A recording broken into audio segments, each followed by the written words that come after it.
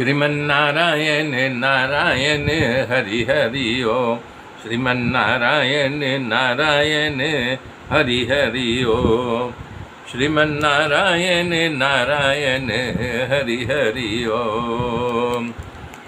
तब विलाप करने लगी मैना कि मैंने नारद जी क्या बिगाड़ा था, जो मतलब कि हमारे इस कन्या के लिए ऐसा पौराहा ढूंढ के लाए हैं।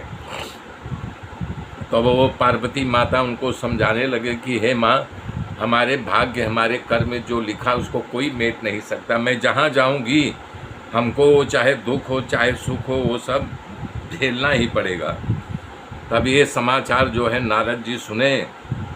नारद ऋषि और सब ऋषियों को लेकर के हिमालय के साथ वहाँ आ गए। तेहि अवसर नारद सहित अरु ऋषि सप्त समेता, और समाचारी सुर तुहिन गिरी गवने तुरत निकेता। समाचार सुनते ही नारद जी सब ऋषियों को लेकर के हिमालय के साथ में लेकर के घर आए। तब कह रहे हैं कि तब नारद जी ने पूर्व जन्म की सारी कथा बताई और कहा कि मैना, तुम मेरी सच्ची बात सुनो। ये तुम्हारी पुत्री जो है साक्षात जगदम्बा है, भवानी है, सारे संसार की माता पिता है। ये अजन्मा अनादि और अविनाशी शक्ति है, हमेशा शिव जी के आधे अंग में रहती है। ये जगत की उत्पत्ति पालन संहार करती है और अपनी इच्छा से ये लीला शरीर धारण किया है। जननी प्रथम दक्ष गृह जाई, नाम सती सुंदर तन पाई, कहूँ सती शंकर ही विवाही, कथा प्रसिद्ध सकल जग माही। इनकी कथा सारे जगत में प्रसिद्ध है। दक्ष के यहाँ ये जो है सती के नाम से इनका जन्म हुआ था। बहुत सुंदर शरीर इनको मिला था। वहाँ भी सती शंकर विवाह हुआ था। ये सारे संसार में इस कथा को लोग जानते हैं। एक बार आवत शिव संगा, अब देखूं रघुकुल कमल पतंगा, भयहु मोह शिव कहान कीना, भ्रम बस बेसुसिय कर लीना। भ्रम बस जो है वो सीता का रूप ले लिया था। शंकर भगवान का कहना नहीं माना था और उन्होंने समझाया कि ये रघुनाथ जी हैं। तो बोले ये कि जो है राजकुमार को आप प्रणाम कर रहे हो, तो बोले जाओ देख लो।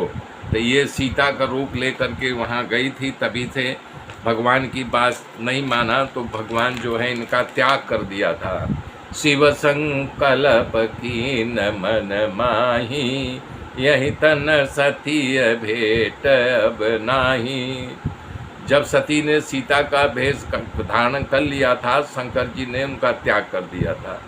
उसके बाद शंकर जी के वियोग को सहन नहीं कर पाई, अपने पिता के यज्ञ में जा कर के अपनी शरीर की आहुति दे दी। अब तुम्हारे घर में जन्म लेकर के कठिन तप किया है उन्हीं भगवान को पाने के लिए जिन्होंने संकल्प कर लिया था, वो भी राम जी के कहने पे। तुम्हें नहीं पता है, श्री राम जी की इनकी आज्ञा दी है कि तुम इन्हीं की पार्वती जी से विवाह करो। ये शिव जी की अर्धांगिनी है। सुनि नारद के बचन तब सब कर मिटा विषाद, अछन महूँ व्याप्यूँ सकल पुर घर घर यह संवाद।